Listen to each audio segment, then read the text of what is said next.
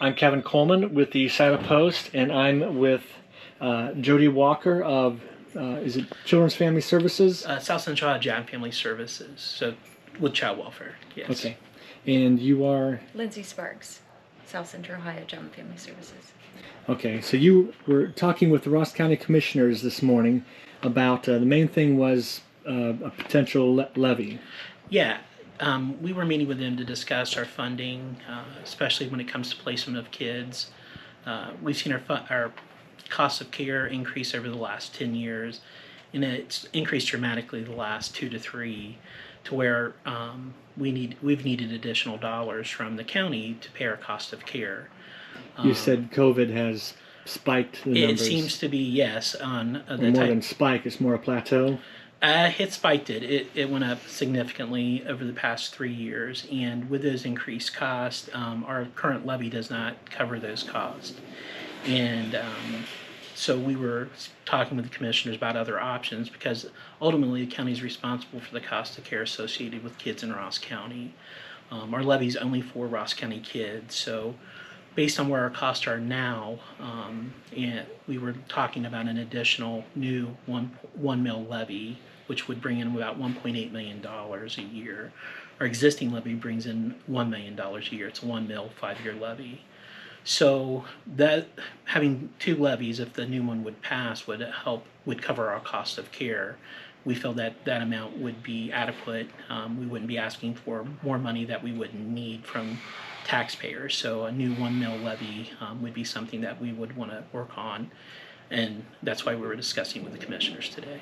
And you had about a half-hour discussion, I think. Yeah. A lot of issues, a lot of concerns, a lot of costs.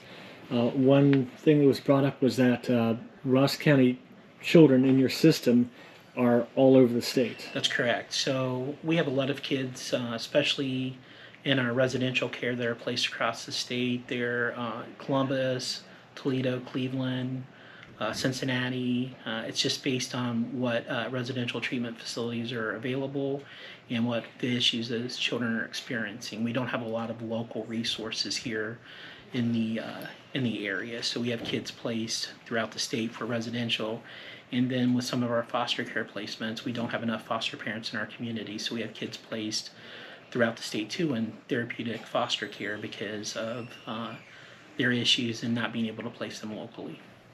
So there's a lack of facilities here, so you're forced to put kids in Cleveland, Toledo, Cincinnati. Yeah, we don't have enough residential centers in central and southern Ohio, and we don't have enough foster parents either, so kids are placed outside of the county and sometimes several counties over based on what's available.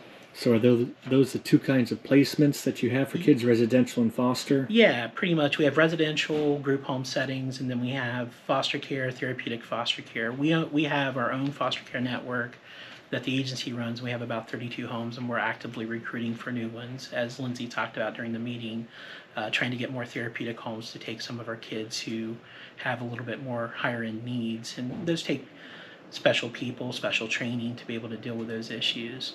And then we have the therapeutic networks that we deal with that are throughout Ohio that have their own foster care homes that we place in, and generally those are at a higher cost. So why is there a lack of facilities here in this area? Some of it's population based, some of it's lack of facilities just available. As far as when I mean lack of facilities, most of them are in metropolitan areas, so they have more hospitals, they have more clinicians, they have more of a population base to support those residentials. So when you get outside of the Columbus, Cleveland, Cincinnati, Toledo market, they're far and few between. We don't have as many. The only residential we have kind of close here would be in Nelsonville. And again, it's a 10 to 12 bed facility, and it's limited and it's very expensive. That sounds tiny. Yeah. Okay. Well, what is here in Ross County at the Roten School was mentioned? So the Roten School is the alternative school here in Ross County. The old detention center that's behind Roten's, which is adjacent to the new one, Integrated Services was looking at doing something with that facility, either tearing it down, and building a new residential type of facility to deal with kids who have mental health issues. At least they're planning to tear it down? They had talked about remodeling at one time, but I think the cost associated was pretty high. So at this point, I think they're looking at possibly building a new facility and tearing that one down. I would need to follow up with them. It's been a year or two since I've talked to them about that, and they've had a lot of things going on too. So I'm not sure. They were looking at some different funding to utilize for that facility. So I would need to follow back up with them to see where they're at with it. And integrated services, are they a contractor to the Integrated county? Services for Behavioral Health serves multiple counties here in southern central Ohio. They are a community mental health agency that they operate the actual residential in Nelsonville. So they've been very responsive to the needs of the community.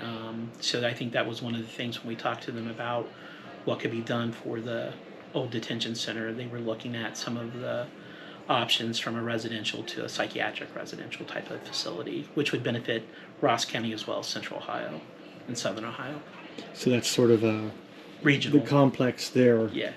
is there to serve Ross County, but there's limitations. Yes. Yeah. The complex there, yes, it would be for Ross and other counties just because it would be more of a regional thing for that facility once they would redo it. Okay.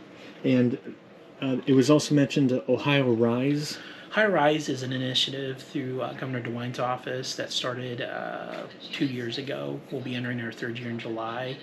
It was to deal with kids with severe mental health issues and mental health issues that are considered multi-system.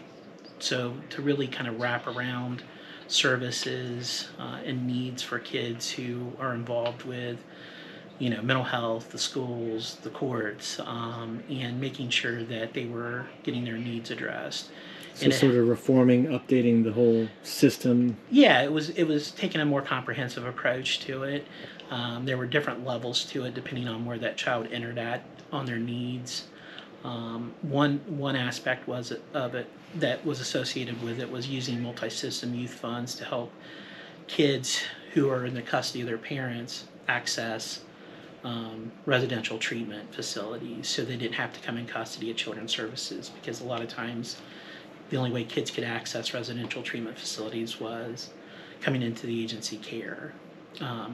So that's been kind of a little bit harder just because it's not nimble enough as far as their process, as far as when a kid's going into crisis. It usually takes a few weeks to go through their process, and then we end up with custody of the kid because they need placed now versus down the road. And this isn't all of our residential kids. These are kids that have significant issues that the parents are involved, but they just can't stay with the parent at that point, and then they become either a danger to themselves or someone else in the home, and then they generally end up in our custody. So it's a very complex issue. Yeah. And it's not worsening, but it's not really getting better.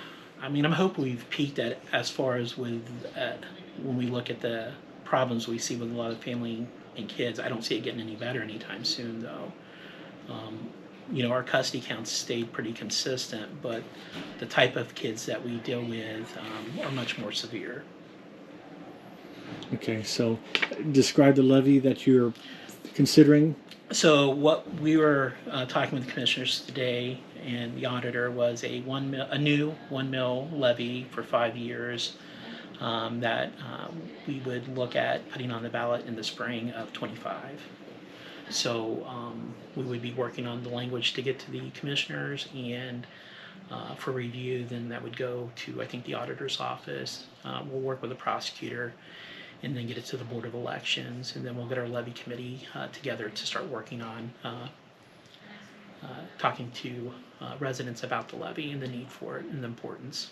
So would you plan to get this renewed or replaced like your current levy? So what we would run at this point is these would run, if this would be passed, then we would run our renewal levy in a few years for our current levy. So we would keep both. And then at some point, if our costs dropped, then we would probably drop our older levy.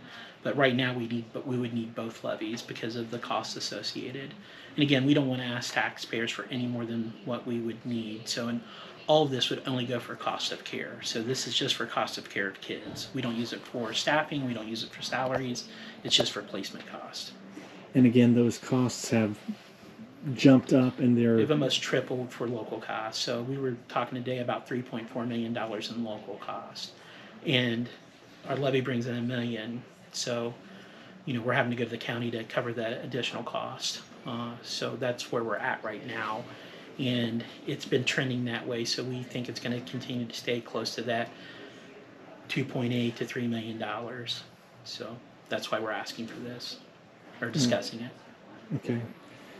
Again, very complex. I know we've only scratched the surface here. How can people learn more?